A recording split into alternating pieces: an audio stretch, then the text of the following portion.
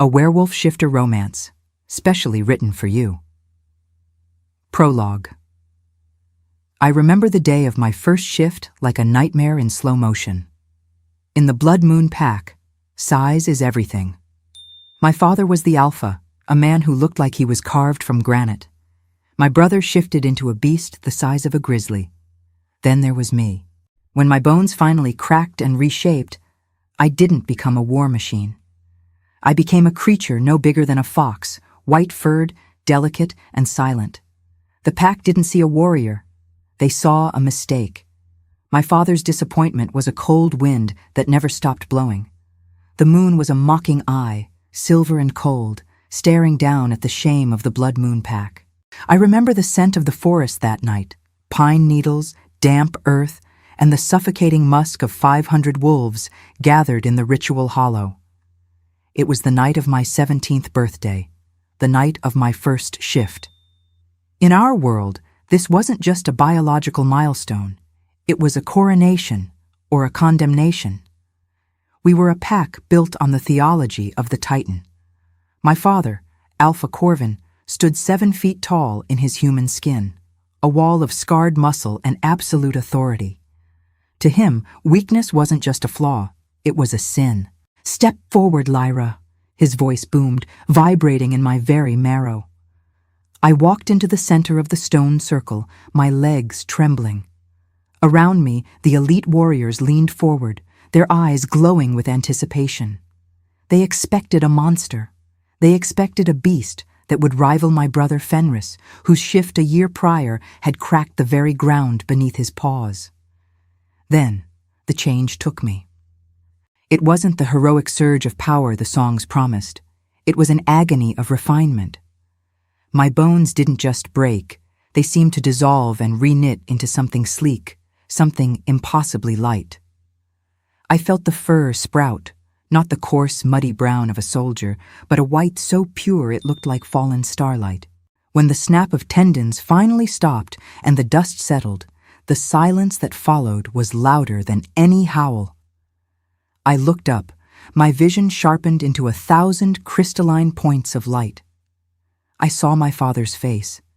The pride that had been held in reserve for 18 years didn't just vanish. It curdled into a mask of pure, unadulterated disgust. I wasn't a wolf, not by their definition. I was a runt, a creature no larger than a mountain fox, delicate-boned and silent. I weighed perhaps 40 pounds, while the yearlings around me were already pushing 200. "A lapdog," someone hissed from the shadows. The ripple of laughter that followed was a physical blow. "Is that it?" my father whispered, the words cutting through the mountain air like a blade. "After all the bloodline prayers, I am given a toy?" I tried to growl, to show him the fire burning in my chest, but the sound that came out was high and melodic, a chime in a room full of thunder. My brother stepped forward, his massive shadow swallowing my small frame entirely. He didn't look at me with hate, but with something worse. Pity. "She's a mutation, father," Fenris said, his voice echoing in the hollow. "She won't survive a winter, let alone a hunt." That night, they didn't hold the traditional feast. They didn't howl my name to the stars. They simply turned their backs and walked away, leaving me shivering in the dirt, a tiny white speck against the vast, dark indifference of the world. They thought I was a failure of biology. They thought the Great Spirit had skipped me. They were wrong. They looked at my size and saw a lack of power, failing to realize that nature doesn't make mistakes. It makes specialists. I wasn't built to crush. I was built to end things before they knew I was there. The rabbit was born that night, but the queen was already waiting in the shadows of my soul, sharpening her teeth. What's up, everyone? Welcome back to the channel where we dive deep into the most intense, heart-wrenching, and triumphant stories in the Shifterverse. If you're a fan of the underdog rising to absolute power, you are in the right place. Before we get into the grit of Chapter 1, do me a huge favor. Smash that subscribe button and hit the notification bell so you never miss an update on Lyra's journey from runt to ruler. If you're already part of the pack, Drop a silver wolf emoji in the comments to show your support. Now, let's get into the story. Things are about to get personal. Chapter 1. The sun didn't bring warmth to the Blood Moon Packlands. It only brought visibility, and for someone like me, visibility was a curse. Every morning began at the training pits, a massive sunken arena of packed red clay where the real wolves honed their lethality. My presence there was mandatory, not as a trainee, but as a living lesson in what not to be. I was the pack mascot, a title that sounded cute to a human, but in our culture it was a brand of subhumanity. I stood at the edge of the pit in my human form, wrapped in a thin, oversized tunic, my silver-white hair tied back tightly. I felt the eyes on me instantly. They weren't eyes of hatred. Hatred implies you're a threat. They were eyes of amusement. "Look, the rabbit is awake," a voice drawled, dripping with a honeyed cruelty that made my skin crawl. Silas Vane. He was the alpha heir of the Iron Claw Pack, our closest allies and most frequent training partners. Silas was everything a shifter was supposed to be. 6'4", shoulders like a barn door, and a smile that promised violence. His wolf was a 500-pound charcoal nightmare that could snap a pine tree in half. He hopped over the stone railing of the pit, landing with a heavy thud that sent dust swirling around my ankles. He walked toward me, his movements predatory and graceful, stopping just inches from my face. I had to crane my neck back just to meet his gaze. His eyes were a piercing, judgmental amber. "Tell me, Lyra," Silas said, loud enough for the surrounding warriors to stop their sparring and listen. "Did you manage to catch a grasshopper this morning? Or was the struggle too much for your mighty frame?" A roar of laughter went up from the bleachers. My father, standing on the observation deck above, didn't even look down. He was busy discussing border patrols, acting as if I were a piece of stray furniture. "I'm here to train, Silas," I said, my voice steady despite the hammer of my heart against my ribs. "Train?"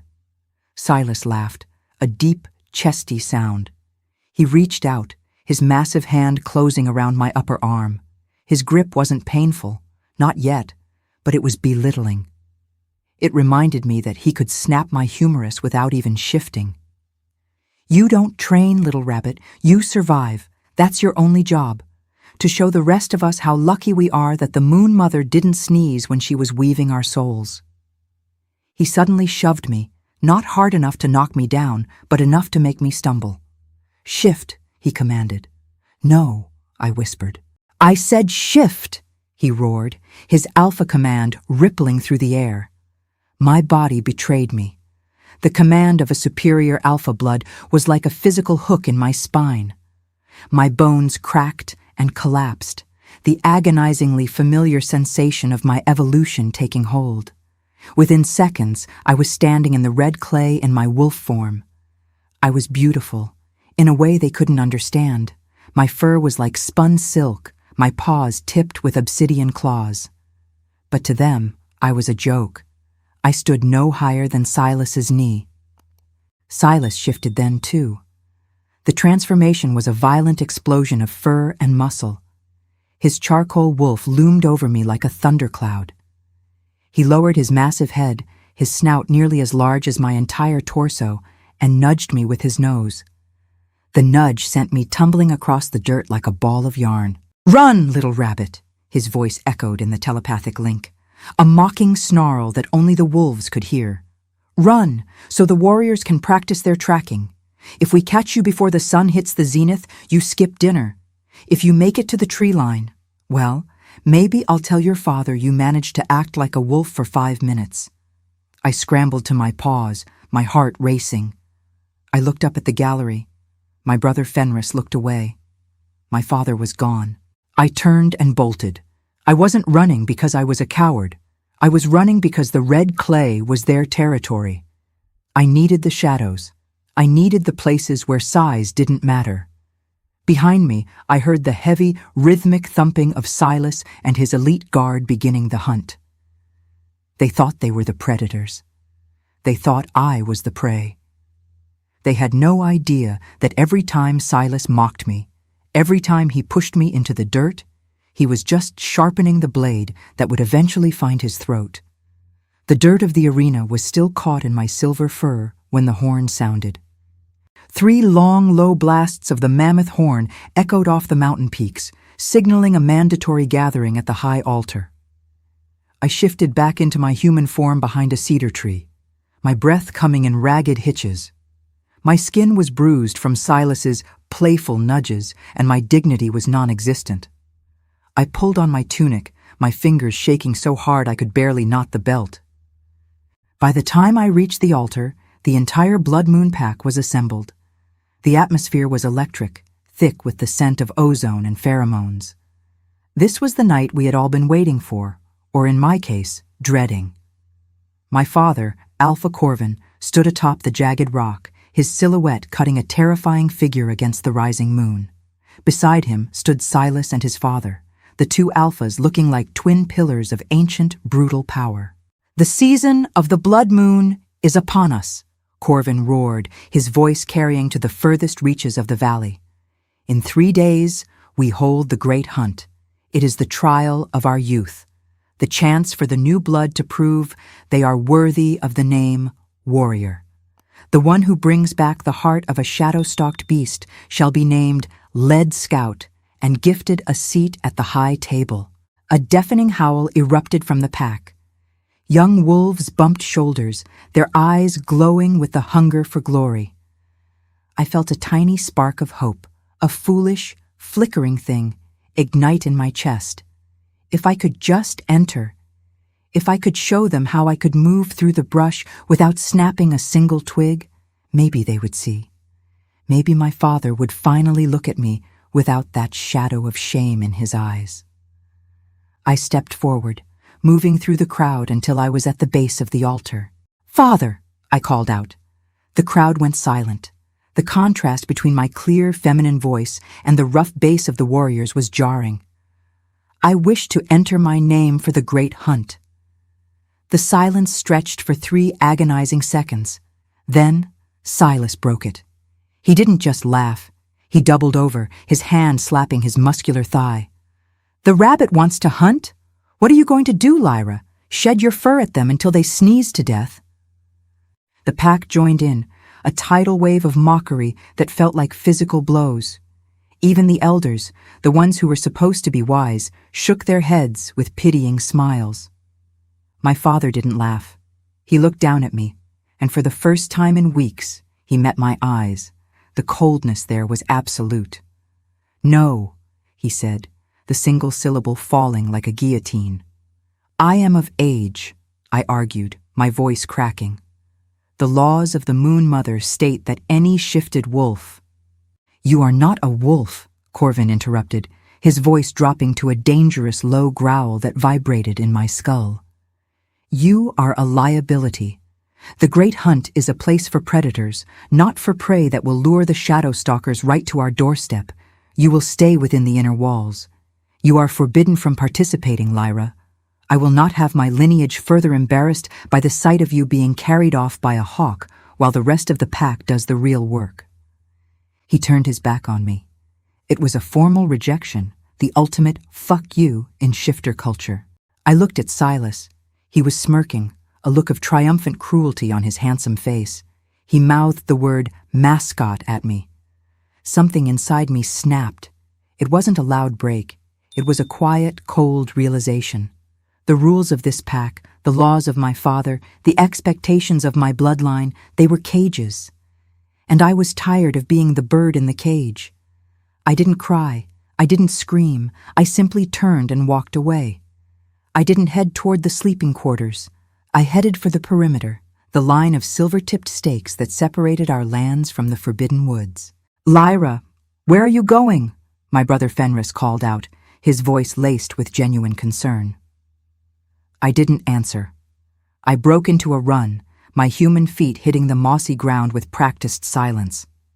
I reached the boundary and, without a second thought, leapt over the silver line. I shifted midair. My small, white form hit the ground on the other side. Here, in the forbidden woods, the trees were ancient and the shadows were thick enough to drown in.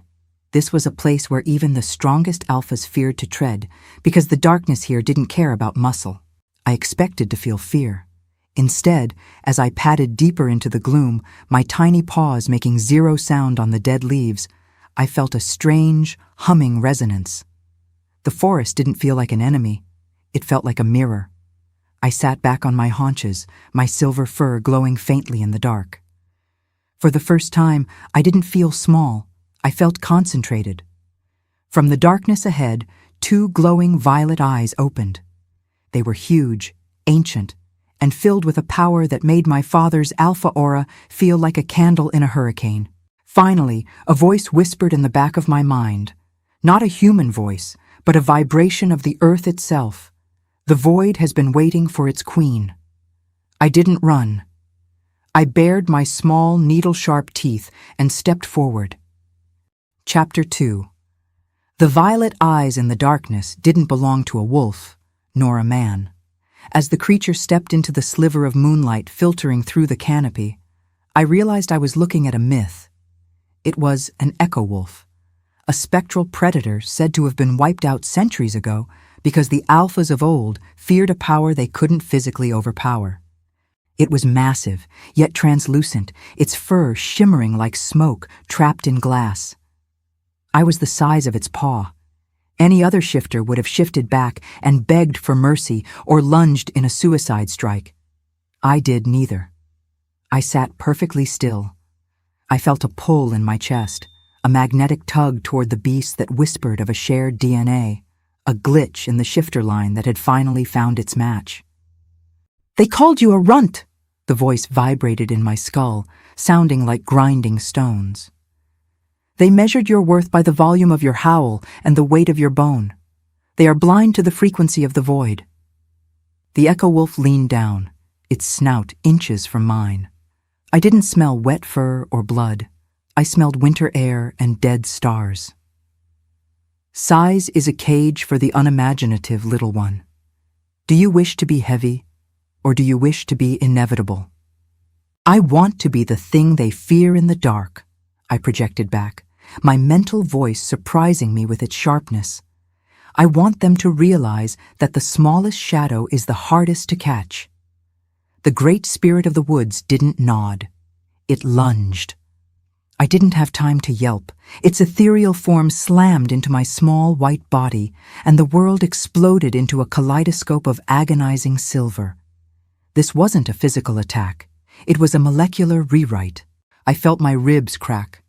Not outward to grow larger, but inward, becoming denser, stronger, like carbon turning into diamond. My fur didn't just stay white. It began to pull the light out of the air around me. I felt my vocal cords shift, tightening until they could produce frequencies that could shatter glass or silence a heartbeat. The pain was a beautiful, searing heat. I saw visions of my ancestors, not the hulking alphas, but the scouts, the whispers, the ones who ended wars with a single, well-placed bite while the kings were still boasting. My senses expanded. Suddenly, I didn't just hear the wind. I heard the sap moving inside the trees. I didn't just see the dark. I saw the heat signatures of every living thing for miles. I saw Silas back at the camp boasting by a fire. I saw my father's heart beating with a slow, heavy rhythm of disappointment. I was evolving. My body remained small, perhaps gaining only an inch or 2 in height, but the density of my power was staggering. My claws, once tiny and sharp, now shimmered with an obsidian slickness that looked like they could cut through moonlight itself. When the light finally died down, the echo wolf was gone. I stood alone in the clearing, my breathing silent. I looked down at my paws. They didn't touch the leaves. They seemed to hover a hair's breadth above them, anchored to a different plane of existence. I was no longer a small wolf. I was a singularity. I was the silent strike. I tested my new voice. I didn't howl. I let out a low, vibrating hum. Around me, the birds in the trees didn't fly away in fear. They fell into a trance, their wings drooping as if the very air had become heavy with my presence. I looked toward the direction of the blood moon packlands. For 17 years, I had walked those paths as a victim. Tomorrow, I would walk them as a ghost. The mutation was complete. I wasn't a warrior of the sun anymore. I was the queen of the void, and the hunt was about to begin. The first thing I realized was the silence. Not the silence of a quiet room, but a physical shroud that seemed to wrap around my fur. As I moved back toward the pack borders, my paws didn't just tread lightly. They felt like they were stepping on the fabric of reality itself. I reached the silver-tipped stakes of the perimeter. Usually the scent of the guard dogs and the alpha wards would make my skin prickle with anxiety. Now I felt nothing. Or rather, I felt like I was the one holding the leash. I saw a sentry, a massive warrior named Brutus, leaning against a tree. He was a veteran of 20 years, his nose keen enough to smell a rogue 3 miles out. I walked right past him, not behind him, past him. I stopped 3 inches from his boot. I waited for the growl, the hand on the hilt of his blade, the shift. Brutus continued to whistle a low tune, his eyes scanning the horizon right over my head. To him, I wasn't there. I wasn't just small. I was a hole in his perception. My new evolution allowed my fur to absorb the ambient light and my scent to fold into the smell of the earth. I was a ghost in the machine. I am invisible, I realized, a cold thrill racing down my spine. But the invisibility was only the beginning. I felt a pressure building behind my eyes, a secondary gift from the echo wolf. I saw a rabbit dart out from the brush 20 yards away. I didn't chase it. I simply looked at it. I focused my gaze, projecting the void into its path. The rabbit didn't just stop. It froze mid-stride, its muscles locking as if it had been turned to stone. It wasn't dead, but its connection to its own body had been severed by my will. This was my deadly gift, the gaze of the still moon. I released the pressure, and the rabbit tumbled over, scrambled to its feet, and bolted in a panic. I spent the rest of the night testing the limits. I found that if I concentrated, I could move between the shadows of the trees, as if they were doorways. One moment I was under a pine, the next I was 50 feet away under an oak, with no memory of the space between. It wasn't speed, it was omnipresence. As dawn began to bleed over the mountains, I slipped back into the heart of the village. I walked through the main square, weaving between the legs of warriors preparing for the morning drill. I saw Silas. He was standing by the well, splashing cold water on his face, his bare chest glistening in the early light. He looked arrogant, untouchable, the apex predator of a world that was about to change. I walked right up to him. I sat on my haunches in his very shadow. I could hear the steady thrum of his heart, the rush of blood in his veins. If I wanted to, I could have severed his Achilles tendon before he even knew I had shifted. Instead, I leaned forward and nipped the leather lace of his boot. A tiny, sharp cut. He looked down, frowning at the frayed leather. He scanned the area, his amber eyes passing right over my white fur as if I were a trick of the light. "Damn squirrels," he muttered, kicking at the air where he thought a pest might be. I let out a tiny, silent vibration of a laugh. He felt it, a cold shiver that made the hair on his arms stand up, but he couldn't name it. I wasn't the rabbit anymore. I was the snare, hidden in plain sight, waiting for the moment to tighten. The great hunt was in 2 days. They had forbidden me from entering, but they had forgotten one very important detail. You can't stop what you can't see.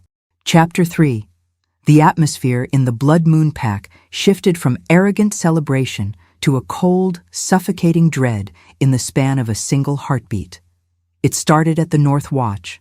We were all gathered in the commons for the pre-hunt feast, a display of gluttony and muscle where the warriors tore into roasted elk and boasted about the trophies they would bring back. I was, as usual, relegated to the low table, sitting on a bench with the elders and the infirm, picking at a crust of bread. Then, the scream cut through the laughter. It wasn't a warrior's battle cry. It was a sound of pure, unadulterated terror. Moments later, a wolf stumbled into the firelight. It was Kale, one of my father's most seasoned scouts. He was in his human form, his chest heaving, his skin a sickly ashen gray. But it wasn't the blood that made the pack go silent. It was the fact that his left arm was simply gone, not bitten off, erased. The wound was cauterized by a cold, black frost. "They're coming!" Kale gasped, collapsing at my father's feet. "The Shadow-Stalkers! They don't fight. They aren't there, Alpha." We lunged at the air, and they struck from the ground. We bit at their throats, and our teeth passed through mist. My father, Alpha Corvin, stood up, his face a mask of iron. "Nonsense. Nothing made of flesh and blood is untouchable. Silas, Fenris, to the perimeter." I watched from my lowly seat as the great warriors shifted.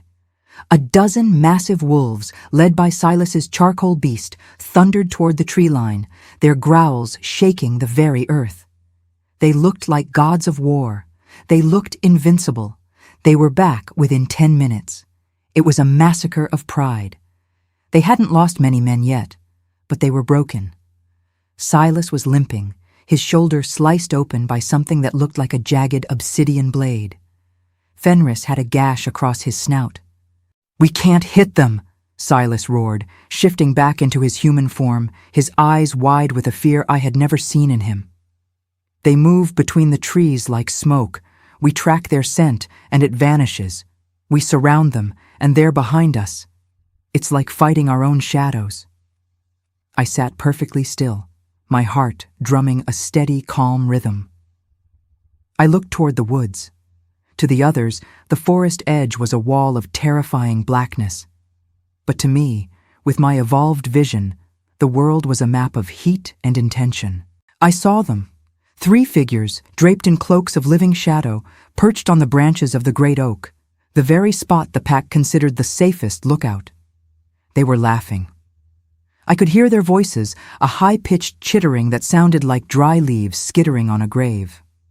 "Look at the big dogs," one chittered. "So much meat, so little vision." My father grabbed a torch, his knuckles white. "We will form a phalanx. We will burn the woods if we have to." I watched as the strongest wolves in the territory scrambled in chaos. They were trying to use a sledgehammer to kill a breeze. Their size was their downfall. They were massive targets, slow and loud. They relied on their noses, but the Shadow-Stalkers smelled like nothing but the void. For the first time in my life, I didn't feel like the runt. I looked at the panicked alphas and realized they were the ones who were small. They were trapped in a 3-dimensional world of muscle and teeth, while the enemy was playing with the 4th. I felt the hum of the void vibrating in my paws. The Shadow-Stalkers weren't a threat to me. They were a challenge. And while my father shouted orders that would only lead his men to their deaths, I quietly slipped away from the table. I didn't need a torch. I didn't need a phalanx. I moved into the darkness, and for the first time, the darkness didn't feel like a hiding place. It felt like my throne. The woods were a graveyard of sound. While my father's warriors were busy shouting and clashing their weapons against the wind, I was a ripple in the dark. I had followed Silas. Even in his panicked, wounded state, his ego had driven him to the edge of the clearing, desperate to prove he wasn't afraid. He was a fool. I watched from the safety of a high pine branch, my small wolf form perfectly camouflaged against the silver-barked wood. Below me, Silas leaned against a stone, his breathing heavy. His charcoal fur was matted with blood. He didn't see the 3 Shadow-Stalkers circling him. They didn't walk on the ground. They drifted 6 inches above it, their obsidian blades elongated like the talons of a nightmare. One of them raised a blade, aiming for the back of Silas's neck. Silas turned, snapping his jaws at the air, but the creature had already shifted into a mist, reappearing on his opposite flank. "Where are you?" Silas roared, his voice cracking. "Fight me like a man." They aren't men, Silas, I thought, the void humming in my skull. And you are playing their game. I didn't wait. I didn't howl. I simply stepped off the branch. In mid-air, I triggered the gaze of the still moon. As I plummeted, I locked my eyes on the lead stalker. The creature froze, literally paralyzed in time as my frequency collided with its essence. I landed on its back. I wasn't heavy, but my obsidian claws were dense enough to ignore its spectral armor. With one silent surgical strike, I tore through its throat. The stalker didn't bleed. It dissipated into black ash. Silas spun around, his eyes wide. He saw the ash falling. He saw me, the tiny white wolf, standing where his executioner had been. "Lyra!" he gasped, his human mind struggling to process the sight. "What? What did you do?" The other two stalkers hissed, a sound like steam escaping a pipe. They lunged at me simultaneously. I didn't dodge. I moved through the fold. 1 second I was in front of them, the next I was behind, the air rippling where I had been. I let out the void hum. The frequency hit them like a physical wall. They stumbled, their shadowy forms flickering and losing consistency. I moved in a blur of silver light, my teeth finding the core of the second creature. 2 down. The third stalker realized the hierarchy had changed. It turned to flee, dissolving into a trail of smoke. I looked at it, pushed the pressure behind my eyes, and forced it to stay physical. It slammed into a tree, unable to turn back into mist. I walked up to it, my small paws making no sound, and finished it. Silence returned to the forest. I shifted back into my human form. I stood there, covered in the gray ash of the stalkers, my oversized tunic torn, but my eyes glowing with a faint violet light that hadn't been there before. Silas was on his knees staring at me. The arrogance was gone. The sneer had vanished. In its place was a raw, naked terror and an even deeper awe. He looked at my small hands, then at the pile of ash, then back at me. You killed them," he whispered. "We couldn't even touch them. And you hunted them." "I told you, Silas," I said, my voice cold and melodic, echoing with the power of the forbidden woods. "I'm not a warrior of the sun. I don't need to be big to be deadly." He reached out a hand, trembling. "The pack, they don't know. Corvin thinks you're hiding in the cellar. Lyra, if you can do this, you have to help us.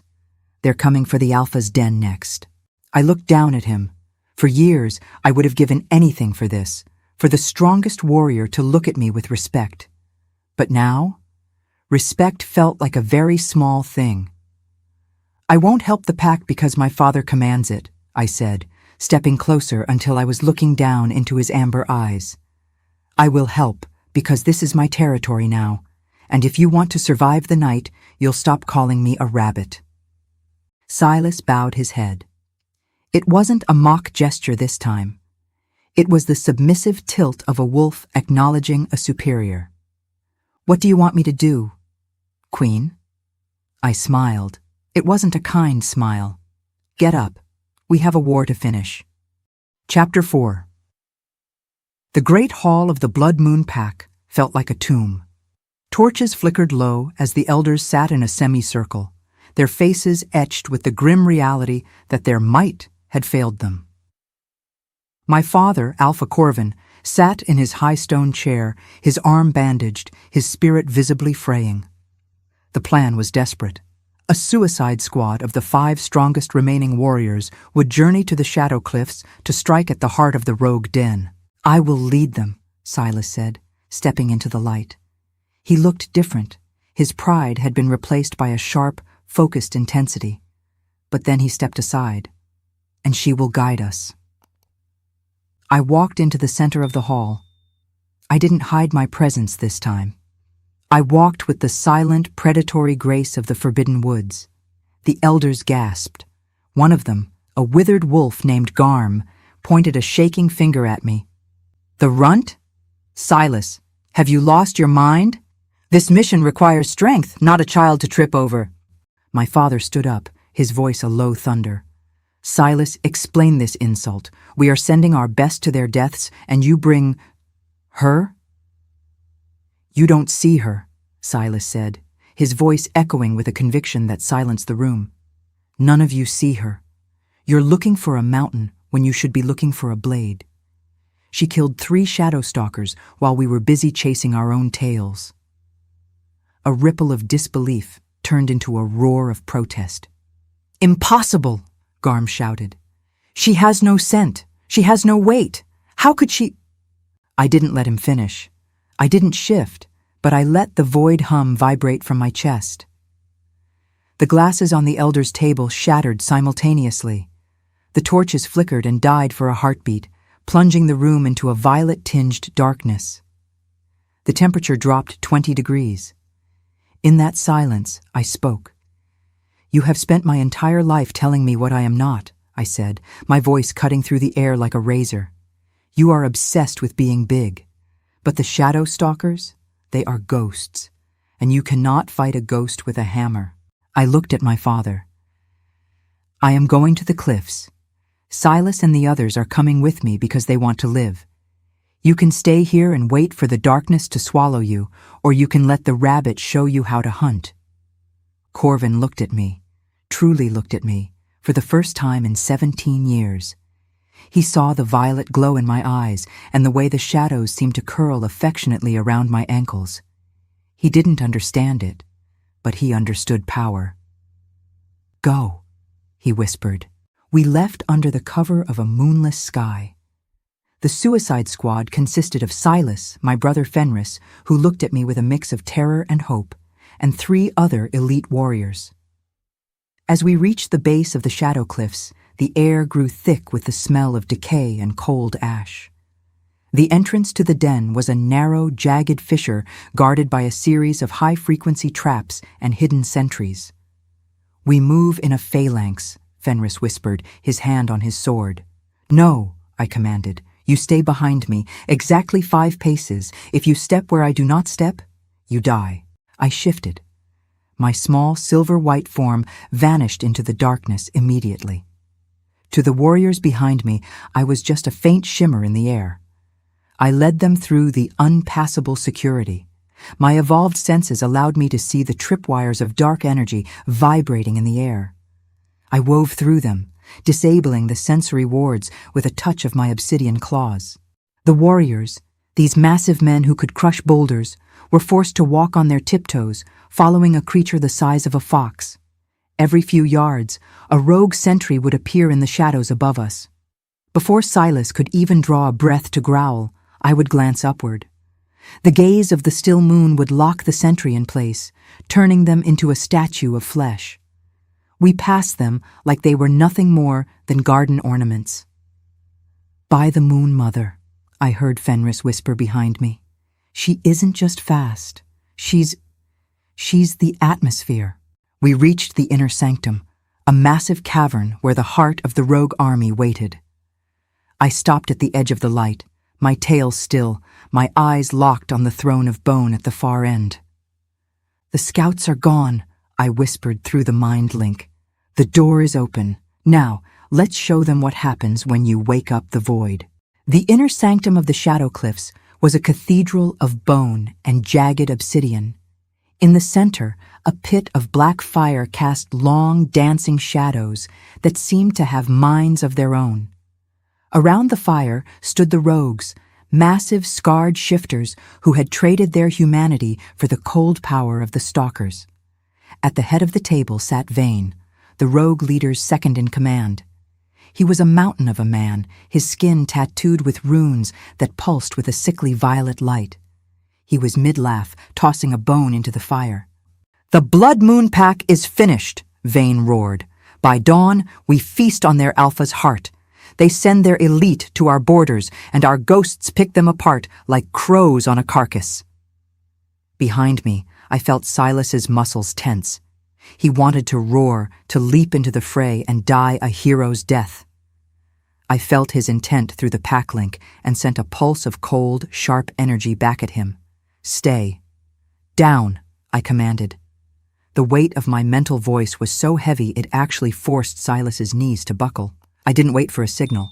I moved. I didn't run across the floor. I moved through the shadow fold. One moment, I was a shimmer by the entrance. The next, I was a streak of silver light weaving through the legs of the rogue guards. I was so fast, so silent, that I was nothing more than a sudden draft of cold air to them. I reached the high stone where Vane sat. He was reaching for his flagon when he finally sensed me, not with his ears, but with the primal instinct of a predator who realizes something higher on the food chain has entered the room. He looked down. He saw me, a small white wolf with eyes like violet stars. "What is this?" Vane sneered, reaching down with a hand the size of my entire body. "A snack?" The rogue guards erupted in laughter. My squad, hidden in the shadows, watched with bated breath. "I've seen rats with more meat on them," Vane laughed, his fingers closing in to grab my neck. I didn't flinch. I let out a void chirp, a high-frequency sound wave that only those connected to the darkness could feel. The laughter in the room died instantly as every rogue clutched their ears, their noses beginning to bleed. Vane froze. I triggered the gaze of the still moon at point-blank range. The air around us turned to glass. Vane's hand stopped an inch from my fur, his expression locked in a mask of sudden, paralyzing horror. He couldn't move a finger. He couldn't even blink. I shifted back to my human form right there on his table. I stood over him, looking down into his wide, terrified eyes. I didn't use a sword. I didn't need one. I extended my hand, my fingernails elongating into obsidian talons that hummed with the energy of the forbidden woods. "The snack," I whispered, my voice echoing with the power of 1,000 ghosts, "has teeth." I struck. It wasn't a brawl, it was surgery. In a single fluid motion, I severed the runic tattoos on his throat, the source of his stolen power. The black fire in the pit turned white-hot, and then vanished as the energy was sucked out of the room and into me. Vane collapsed, not dead, but completely drained of his wolf, a hollow shell of a man sobbing on the floor. The room was silent for a heartbeat before the other rogues realized their commander had been neutralized by a girl half his size. They lunged. "Now!" I screamed to my squad. Silas, Fenris, and the warriors burst from the shadows, fueled by the shock of what they had just seen. But even as they fought, they couldn't keep their eyes off me. I was a whirlwind of silver and shadow, appearing and disappearing, taking out the rogues' eyes and tendons before they could even shift. By the time the skirmish ended, the floor was littered with unconscious or broken rogues. My squad stood in a circle, panting, covered in soot and blood, looking at me like I was a deity they had accidentally insulted. Silas walked over to the shivering Vane, then looked at me. He didn't look like an alpha heir anymore. He looked like a disciple. "You didn't just beat him," Silas whispered, his voice trembling with awe. "You erased him." "That was the warning," I said, shifting back into my small wolf form, my fur clean and unstained despite the carnage. "The king of the rogues is next, and he's going to wish I was just a rabbit." Chapter 5. The inner sanctum was no longer a secret. It was a slaughterhouse. As the remaining rogues realized their second-in-command had been hollowed out by a runt, the main doors at the back of the cavern groaned open. Out poured the true horror, the Shadow-Stalked elite. These weren't just shifters. They were amalgamations of fur, bone, and pure void energy. They didn't growl, they shrieked, a sound that bypassed the ears and vibrated directly into the soul. "Form the circle!" Silas yelled, his voice cracking with the strain of the Alpha command. My squad backed into a defensive ring, shoulders pressed together. They were the strongest the Blood Moon and Iron Claw packs had to offer, but against this tide of darkness, they looked like children holding back the ocean with plastic shovels. The stalkers moved with a sickening, twitchy speed, appearing and disappearing in the flickering light of the dying fires. "They're too fast!" Fenris cried out, his massive claws swiping at a shadow that had already vanished. "Pathetic," a voice hissed from the ceiling. I looked up. The rogue king, Malphus, clung to the cavern wall like a massive skeletal spider. He hadn't shifted into a wolf. He had shifted into a nightmare. He was 10 feet of elongated limbs and pitch-black fur, his eyes glowing with the sickly green of a stagnant swamp. "You brought a toy to a war," Malphus mocked, his gaze landing on my small, silver form. "I'll start with the rabbit. I wonder if your bones crunch as loudly as they say." He lunged. It was a move that should have ended the story. He was a mountain of momentum and malice. I didn't move. I didn't even crouch. When he was inches away, his claws outstretched to shred me, I activated the void expansion. I didn't grow in size. Instead, I let my presence, the cold, dense frequency of the forbidden woods, explode outward. To the eyes of the warriors, it looked as if the shadows in the room suddenly developed teeth. The air grew so heavy that the charging stalkers were slammed into the floor by the sheer atmospheric pressure of my will. Malphus hit an invisible wall mid-air and tumbled to the ground at my paws. "My turn," I projected. The mental link didn't just carry my words, it carried the cold vacuum of space. I began the dance. I was a blur of silver light, moving so fast that I appeared to be in 10 places at once. I wasn't fighting like a wolf, I was fighting like a storm. I moved through the stalkers, my small frame allowing me to weave under their guard. 1 strike, a throat opened. 2 strikes, a hamstring severed. 3 strikes, I leapt onto a stalker's head, triggered a void pulse through my paws, and watched as its head literally imploded into ash. I was the deadliest queen because I was the only one who could see the threads. Every creature has a rhythm, a heartbeat, a breath, a hesitation. To my evolved senses, the battle was in slow motion. I wasn't just killing them, I was deleting them from the battlefield. Around me, my squad stopped fighting. They had to. They simply stood there, weapons lowered, watching the mascot dismantle an army. I was a white flame in a black forest, a tiny reaper that left nothing but silence in my wake. Silas watched as I took down 3 stalkers simultaneously, my silver fur glowing with a violet aura that made the very air hum. He looked at his own massive paws, then at me, and I saw the final realization hit him. Size was just a way to hide a lack of power. I stood in the center of the clearing, surrounded by the dissipating mist of 20 Shadow-Stalkers.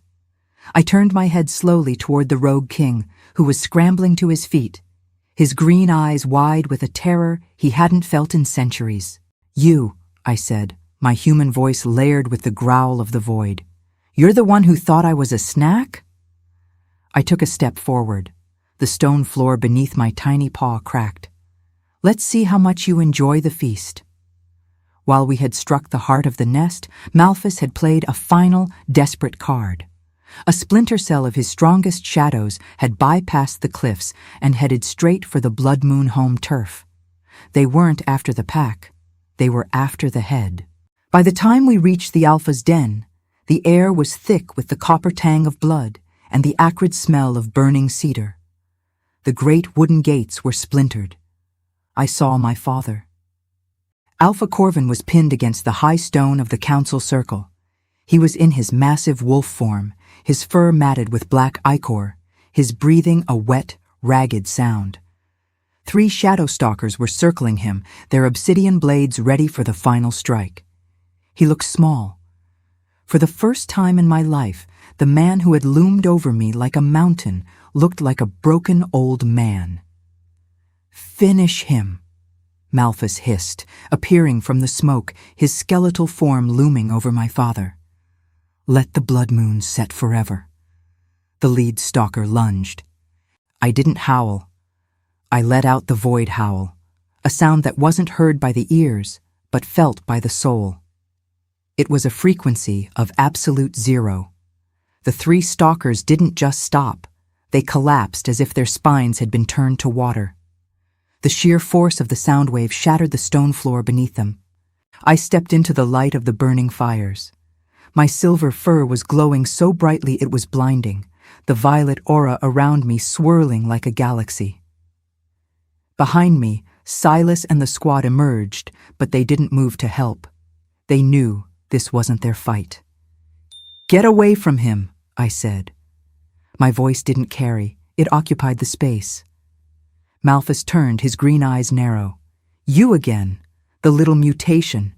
You think because you killed my scouts you can challenge a king? I'm not challenging you, Malphus, I said, walking toward him with slow, deliberate steps. Each time my paw touched the ground, the fires around the circle bowed toward me. I'm ending you. Malphus roared, a sound that would have paralyzed any other wolf, and launched himself at me. He was a blur of black malice. I didn't dodge. I used the void step. The world turned into a monochrome smear. One heartbeat, he was about to crush me. The next, I was standing directly beneath his massive chest. I didn't bite. I didn't claw. I looked up, locking my eyes with his, and unleashed the full, unfiltered power of the gaze of the still moon. The effect was instantaneous. Malphus's massive body froze in midair, defying gravity, his muscles locking with such force that his own bones began to creak. I could see his heartbeat through his ribs. It was a panicked, fluttering thing. I shifted to my human form, standing right in front of the paralyzed king. I looked over my shoulder at my father. Corvin was watching me, his eyes wide, his snout trembling. He saw his runt daughter holding a monster in the palm of her hand. Watch, father, I whispered. Watch how the rabbit hunts. I reached out and touched Malphus's forehead. I didn't kill him with violence. I opened a door to the void. I let the darkness he had tried to weaponize see him for what he truly was, a thief. The black energy began to pour out of him, spiraling into my palms. He didn't scream. He couldn't. He simply dissolved, his physical form turning into white ash that was carried away by the wind until nothing remained but the cold mountain air. The silence that followed was absolute. I turned to my father. He shifted back, naked and shivering in the cold, his pride stripped away along with his strength. He looked at me, then looked at the ground, unable to meet my gaze. Lyra, he rasped, his voice full of a shame so deep it was painful to hear. I didn't know. I know you didn't, I said, my voice calm and devoid of the anger I thought I would feel. You were too busy looking at the size of the shadow to notice the light that was casting it. Silas stepped forward, followed by the rest of the pack who had emerged from the ruins. One by one, they did something I had never seen in our history. They didn't wait for my father's command. Silas knelt, then Fenris, then the warriors. I stood in the center of the ruins of my old life, a small girl with a soul too big for the world to contain. The queen had arrived. Chapter 6. The sunrise following the Battle of the Den didn't bring the usual golden warmth. It was a pale silver dawn, as if the sun itself was acknowledging the new power that had risen from the ashes. The council circle was a ruin of cracked stone and cooling ash. My father, Corvin, sat on a low bench, his head in his hands. He wasn't the Alpha anymore, not in spirit. The Alpha aura that usually radiated from him like heat from a furnace had flickered out, replaced by the hollow gaze of a man who realized he had spent 18 years blind. I stood in the center of the circle, still in my human form. I hadn't bothered to wash the soot from my face. It was my war paint. The Shadow-Stalkers are gone, I said, my voice carrying without effort, slicing through the morning mist. But the rot that allowed them to thrive remains. You worshipped muscle. You valued the size of the fist over the sharpness of the mind. And it nearly cost you everything. The elders sat in a row, looking like scolded children. Garm, the old wolf who had called me a lapdog, wouldn't even lift his eyes. We need to elect a new High Alpha, Garm whispered, his voice trembling. Corvin's line has been challenged.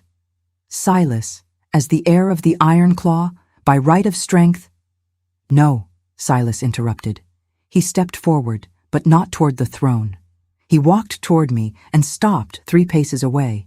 He didn't look like the arrogant boy who had pushed me in the dirt. He looked like a man who had seen the face of a god and was still trembling from the heat of it. I will not take a seat that doesn't belong to me, Silas said, his voice ringing across the clearing. He turned to face the elders. You talk of right of strength. Did you not see her?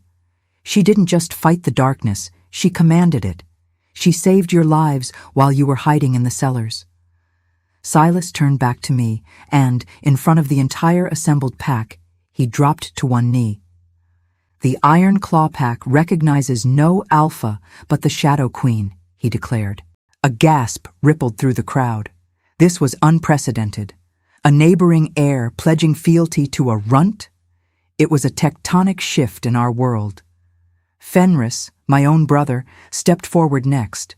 He looked at me with tears in his eyes, tears of pride and perhaps a little bit of fear. I've spent my life trying to protect you, Lyra. I never realized I was standing in the way of a storm. He knelt beside Silas. I looked at my father. He slowly stood up, his joints popping. He walked toward me, his movements heavy. For a moment, the pack held its breath. Would he challenge me? Would he try to reclaim his pride? He stopped in front of me. He was still a foot taller, but the power dynamic had inverted. I felt like the mountain. He felt like the pebble. I called you a mistake, Corvin said, his voice thick. I called you a toy, but the Moon Mother didn't give me a daughter to protect. She gave me a queen to follow. He didn't just kneel. He bowed his head until his forehead touched the dirt at my feet. The rest of the pack followed suit like a falling row of dominoes. 500 wolves, from the fiercest warriors to the youngest pups, knelt in absolute silence. Get up, I said. They stayed down. I said, get up, I repeated, letting a ripple of the void hum vibrate through the air. They scrambled to their feet, eyes wide. I don't want your worship. I want your evolution. The old ways of the Blood Moon are dead. We will no longer be a pack that hunts with noise and brawn. We will be the pack that the world never hears coming. I looked at Silas. You will be my lead scout. Not because you are strong, but because you are the first who learned to see. I looked at the elders. And you will rewrite the laws. Starting now, the first shift does not determine a wolf's rank. Their contribution to the shadow does. I walked toward the high stone, the seat of the alpha. I didn't sit in it. I placed my hand on it, and with a single concentrated pulse of the void, I shattered the stone into 1,000 pieces. We don't need a throne, I said, the silver light of the morning catching the violet glow in my eyes. A queen doesn't need a chair to be recognized. She just needs the dark. The rumors had traveled faster than a forest fire. Word that the Blood Moon Pack had collapsed and been taken over by a white runt brought the vultures circling. By noon, the borders were swarming. 3 high alphas from the northern territories, men who were legends of brutality, arrived with their personal guards. They didn't come to negotiate. They came for a land grab. They expected to find a broken pack and a weak girl playing dress-up. I met them at the great gate. I was alone.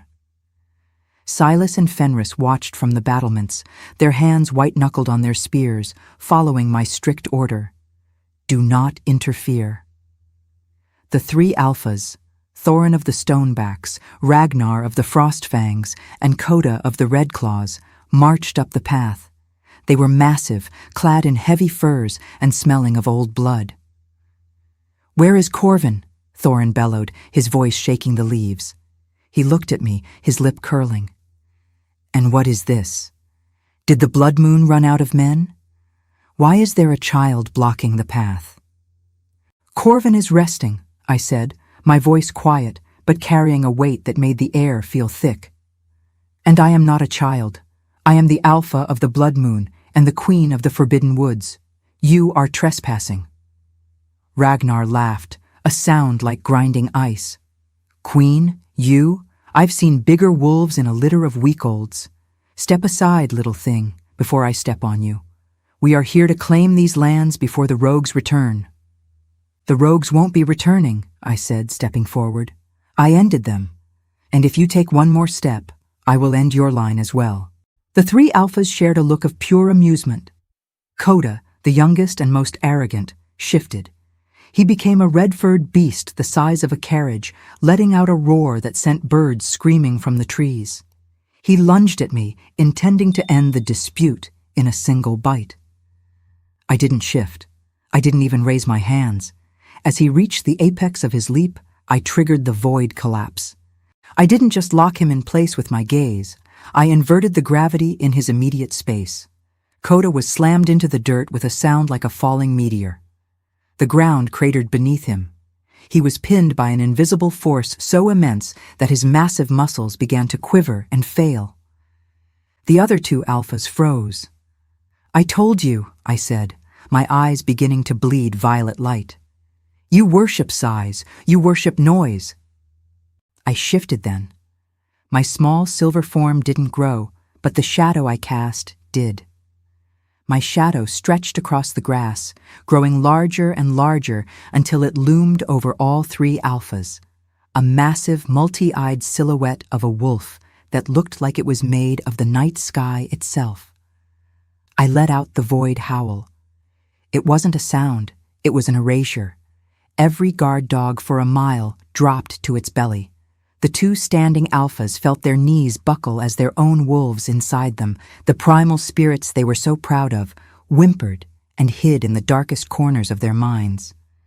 I walked over to the pinned Red Claw alpha. I stood on his head. My tiny paw felt like a mountain of lead, pressing his skull into the earth. "Go home," I projected into their minds, the voice echoing with the cold authority of 1,000 years. "Tell the world that the blood moon has changed. Tell them that the shadows have a queen. And tell them that if any of you ever cross my border again, I won't just take your land. I will take your souls." I released the pressure. Coda scrambled backward, his red fur matted with mud and terror. Thorin and Ragnar didn't say a word. They didn't even look back. They turned and fled, their might proven to be nothing more than cardboard armor against a diamond blade. I shifted back to my human form and turned toward my pack. They were all standing on the walls, silent. Silas was the first to howl, a long, triumphant sound of pure loyalty. Then Fenris. Then the entire valley erupted in a chorus that shook the mountains. They weren't howling for a runt.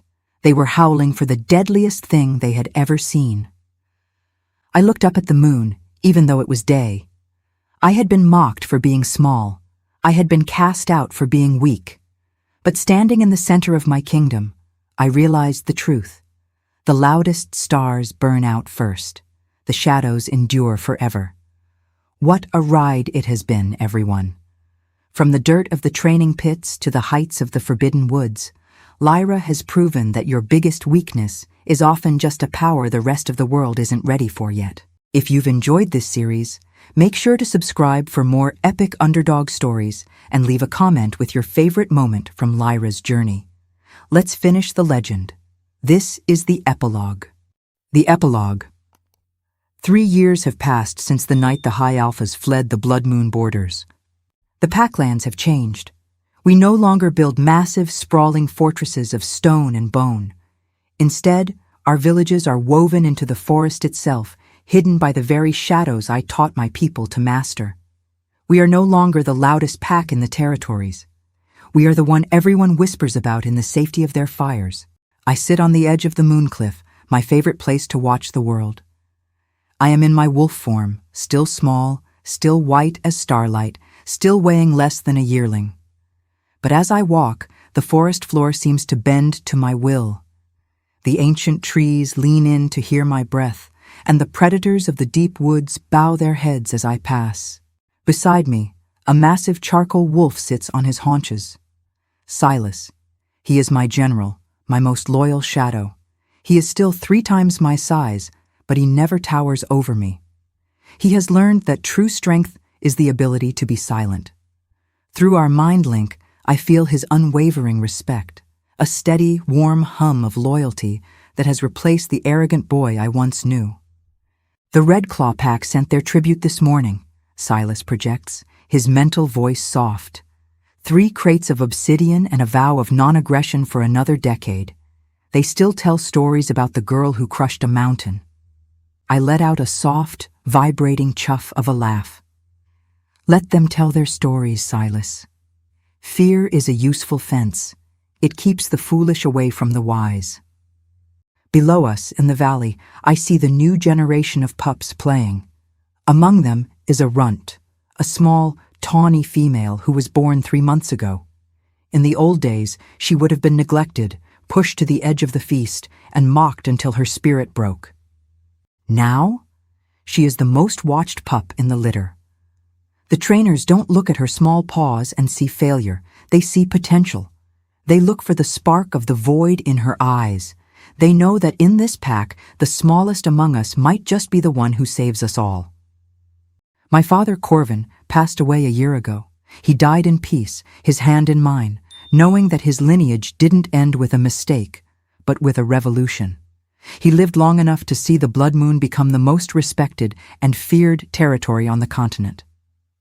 I stand up and stretch, my silver fur catching the rising moon. I feel the void humming in my veins, a constant, comforting companion. I am the deadliest queen, not because I conquered my enemies, but because I conquered the lie that I wasn't enough. The world is full of loud, heavy things that think they rule the earth because they can make it shake.